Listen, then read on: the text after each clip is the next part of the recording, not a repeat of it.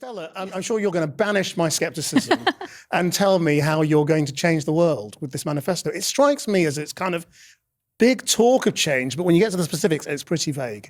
Well, maybe it's a sign of the times, but I do think it would be a change not to be walking into the chamber in Parliament, kind of covering your eyes and hoping for the best because the government is so chaotic and so mad and coming up with things that you think... Yeah, actual policy, that doesn't matter. The real change you want is for the Westminster psychodrama to go away, because that's what our lobby journalists care about. They don't care about making a better country. They must be saying for a dare. I mean, I don't think you can undersell for people just how chaotic it has been and the impact it's having on their lives. Anybody who's got a mortgage bill knows the consequences of having a chaotic Conservative government in power. Well, that was an exogenous shock to the economy.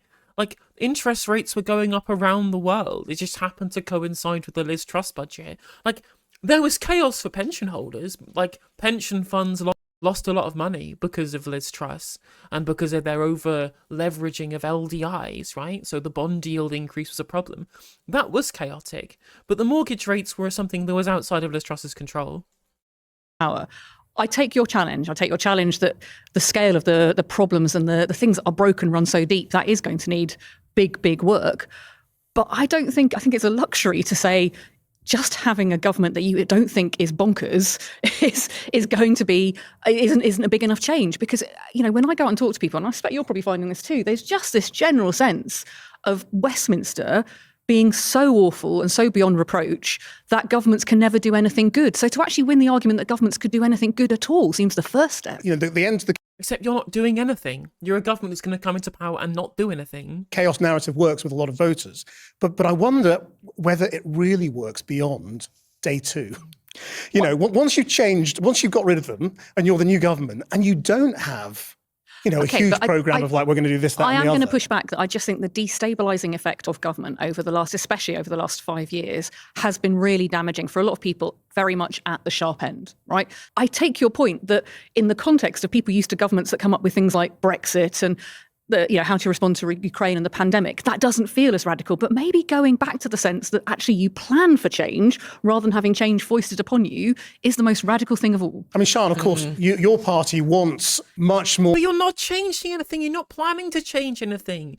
The macroeconomic picture is basically staying identical, just with some minor tweaks around the sides. It's literally the Joe Biden nothing will fundamentally change argument. Or radical change in all sorts of things. Yeah. And I wonder whether actually the challenge for you in all of this is that their genius has been actually not promising radical change.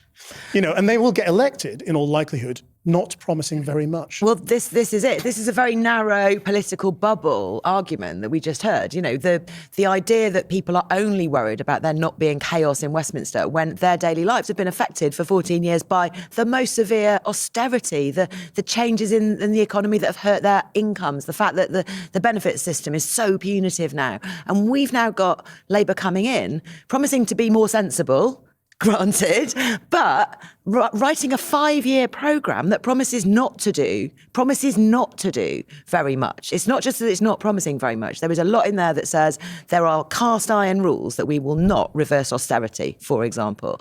And Exactly, 100% right, 100% right. Again, people talk about the chaos of Brexit or the chaos of Liz Truss, you know, something that affected people who wanted to be able to get visa-free travel to the south of France, or people who had pension provision, you know, by all means, things that did affect some people, and I can understand why they were disliked. But, you know, for the rest of us, politics was about what was being done to our communities because of George Osborne, again, which preceded all of this. But this doesn't come into the discussion. The austerity economy, the destroyed lives of the poor and disabled, that's what's affected us. And there's nobody speaking for us in government now. And that's why we want to elect Green Party people. I'm literally a communist.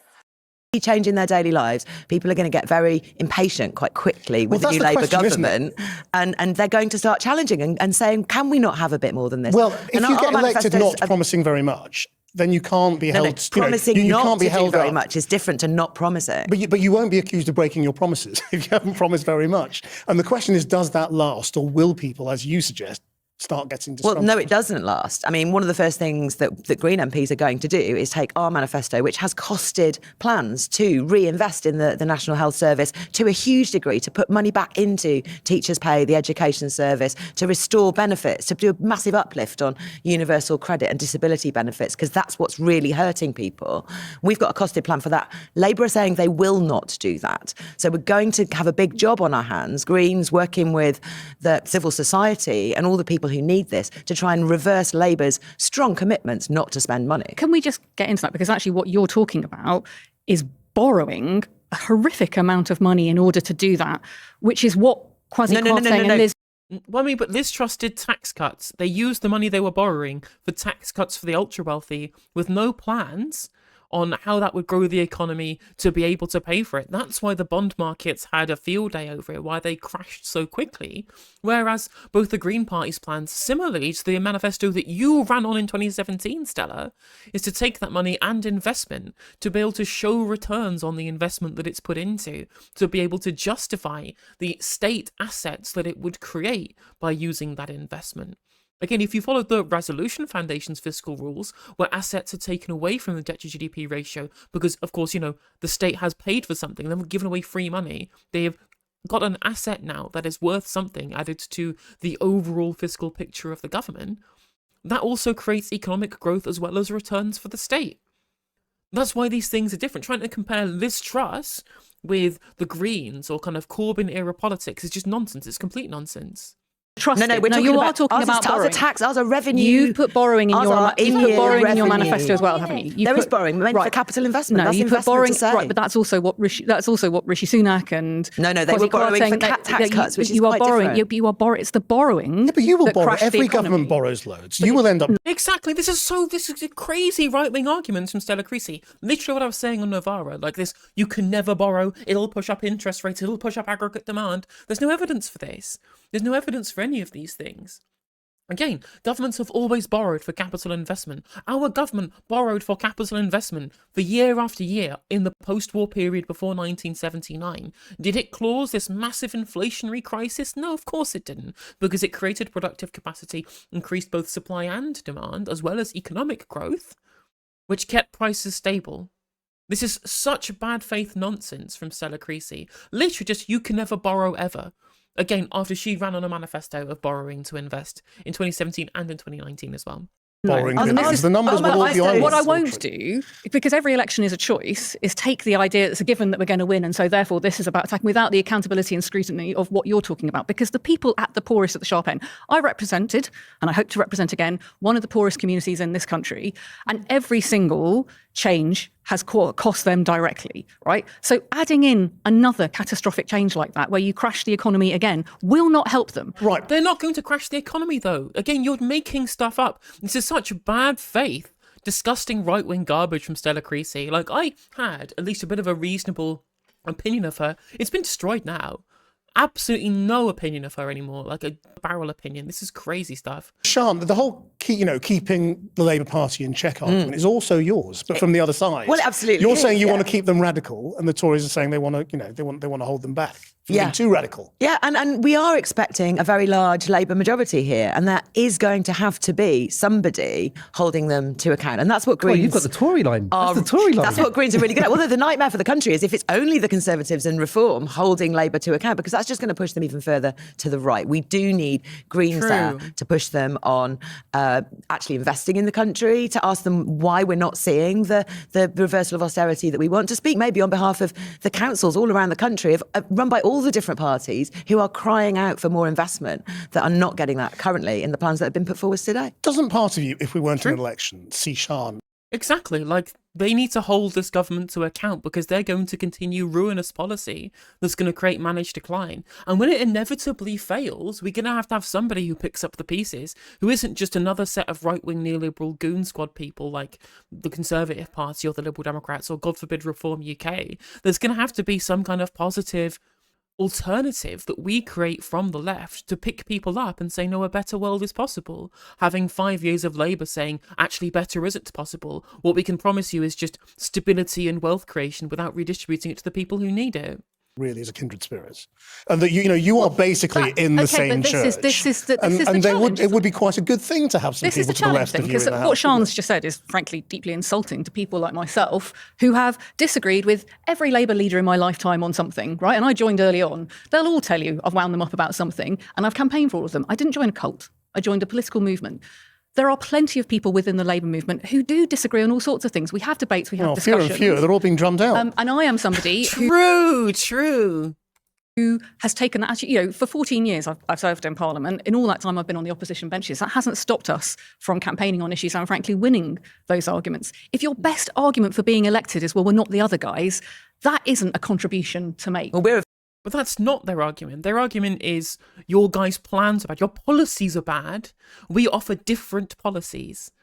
It's not just green team, red team. There is explicit policy and ideological difference between the management neoliberal speak of the Labour Party and the progressive alternative of a socialist, social democratic, whatever you want to call it, Green Party. And we need to be able to have a parapet to make those arguments. What Stella Creasy is essentially telling the viewers at home is, don't vote for an alternative party with an alternative vision and an alternative ideology. You need to give us a dictatorial majority for no reason other than it's just good for us. Like, what alternative does she have here?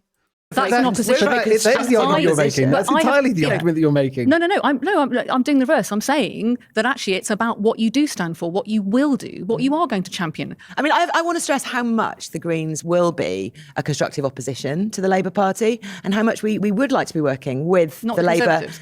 How much we would like to be working with the Labour backbench to push forwards the good ideas that are in our manifesto. There's a strong economic case for a lot of the things that are there that we've worked out that we want to be putting forwards to the Labour leadership. Now, the thing about the Labour backbenchers, they will still be whipped. If there are questions like, is there too much privatisation still going on within the NHS, and you've got Wes Streeting pushing through stuff, there are going to be limits to what Labour MPs can do. And we've seen a really worrying authoritarian streak from Keir Starmer recently. You guys are doing a great job. That's so true. Absolutely 100% true. Again, there is going to be this gigantic consensus because the Starmer Politburo have purged away any dissenting voices internally within the party. It's why we've all left, right? We've either been purged or our viewpoints aren't listened to. So we've left. We've joined an alternative party to be able to hold them to account from the outside, because there's going to be no accountability from inside because it's so dictatorial and authoritarian. Policy is being set by shadowy think tanks from outside the party rather than by the memberships. There's no way of doing it internally. The only way is going to be externally, and the Labour Party know this, and that's a great point by Sean Berry. The proxy for the Tory. I'm just going to let you two shout it out. This is great. The proxy for the Tory doesn't have to do anything. Well, if they were here, I'd say the same. Like, all of us have to be challenged. If they were here, they'd let you two carry on arguing. Why? No, the thing is, why? well, Because they're out of ideas. Well, I mean, that is although the thing. The Conservatives are not really providing. It's a interesting. serious I mean, I was proposal in thinking this a similar election. thing, but from the other angle, which was that watching you argue with Sian, Yeah. you could be a Conservative. Ooh. Telling her, I beg your pardon. she's wildly unrealistic. And Andrew Neil says similar things to that. Whoa. Like, Nye Bevan, pure but impotent, is written through my soul, okay? That is the fundamental I'm not accusing you of socialist being a principle. Don't you Conservative. I'm dare. just saying that no, the role because in I'm that, not going to, the I'm not going dynamic to in see that the argument. idea that the Greens somehow are a progressive movement, and we're not. Like, actually, what is progressive? Yes, exactly, because Greens are offering redistribution. They're offering left-wing economic policy, like actual Keynesianism and not monetarist groupthink garbage. They're offering to be able to bring up the bottom rung of the ladder, rather than creating a longer ladder and creating opportunity. Right, they want to create opportunity, but we want to be able to lift up the bottom so that all boats rise. That's what we're doing. We're the ones who are not doing reactionary policy on migration, on asylum seekers, on trans people, for example. We're the ones with progressive social policy. You have regressive social policy, imperialist foreign policy, monetarist fiscal policy, and authoritarian domestic policy. Like, you don't represent progressivism, Stella. You just don't. And because your massive swing to the right has alienated your core voter base, we've all joined the Greens, mate. I understand is up for contestation, but many of us consider ourselves, frankly, to be much more radical.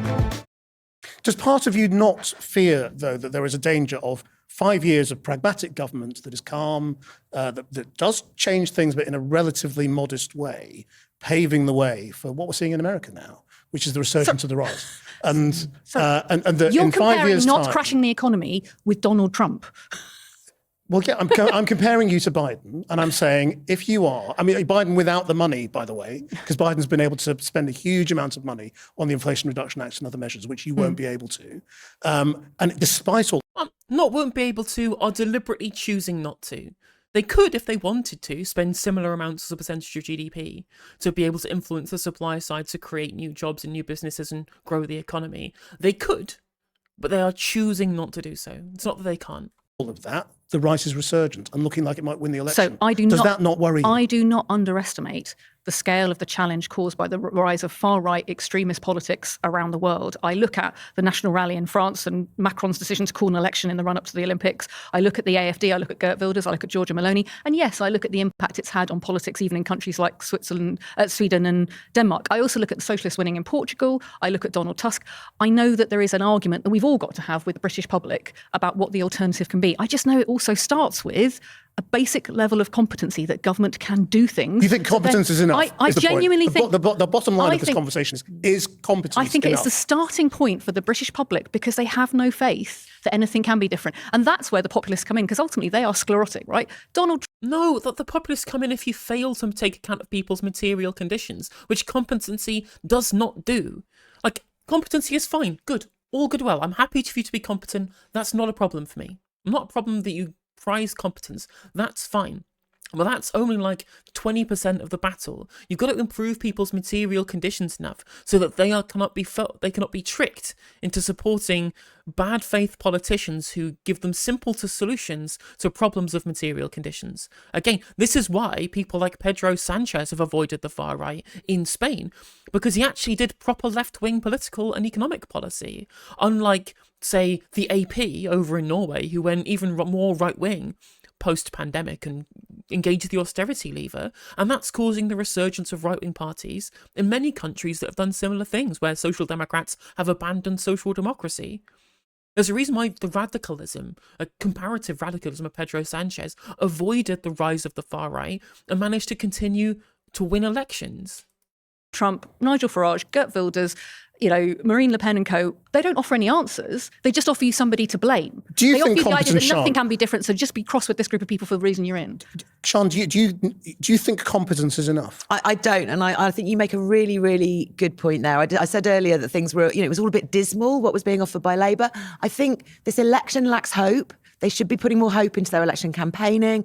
And at the end of 5 years, they need to have built more that people cherish, or it does end up at the end of 5 years being something that could just melt away again. We've got to be building much more quickly, in a much more concerted way, a better country, and building back our institutions like the NHS into a genuinely properly invested in public institution that people will never ever let slip again, because at the moment the NHS is absolutely teetering on the edge, and nothing I see in Labour's plans. There's a single digit amount of billions of pounds going into the NHS in Labour's current revenue plans. We've upped that to 50 billion by the end of the 5 years. That's the real hope people want to see. That's the kind of thing that people want to have seen built by the end of 5 years. just feel They Stella won't want to bubbling let away go here. of. Sorry, but if you want a message of hope, why is your best argument, oh, well, don't worry, you're going to get a Labour government so you can vote for us just because we're not Labour? Because That we'll isn't push hope. them to do this That isn't thing, hope. to bring some hope is showing into how the- you're going to do that. So No, because we're offering an alternative. You are rerunning the failed policies of 45 years. At the end of that Tony Blair time, when he engaged with the same policies over the 10 years he was in government and followed by Gordon Brown, I mean, it was at the end of the Blair period, the deindustrialization, the championing of the financial sector, all of the policies that led to the global financial crisis, whilst not actually dealing with gross inequality in this country, just a little bit of redistribution, that was the rise of the BNP. The excoriation of left-wing politics, the removal of left-wing politics from the political discourse under Blair, the Thatcherism there is no alternative to it in the public consciousness, was the rise of the BNP. Competent governance, it doesn't cut the mustard. You need to have proper policy that creates a broad base for everybody, like Clement Attlee did. We didn't have a problem with these far-right parties throughout the entirety of the post-war consensus period. It's only been since we've seen the breakdown of the social contract under neoliberalism that we've gotten to this point. We got there under Tony Blair, and we'll have it again under Keir Starmer. We'll have a resurgent far right, and you're doing nothing to stop them. We are the ones providing the alternative, so that when the pieces fall down, we will be there to pick them up with a real alternative. Hey there, if you enjoyed the video, make sure that you like and leave a comment. That helps the video out in the algorithm. If you subscribe and ring the bell, it'll let you know when I go live. I stream every day on YouTube and Twitch. You can also follow all of my socials down in the description. And if you want to support me in a more financial manner, there's a join button for membership to just 99p to be a member on YouTube, as well as a Patreon, and there's some merch there as well. And hopefully I'll catch you on the next video. Take care.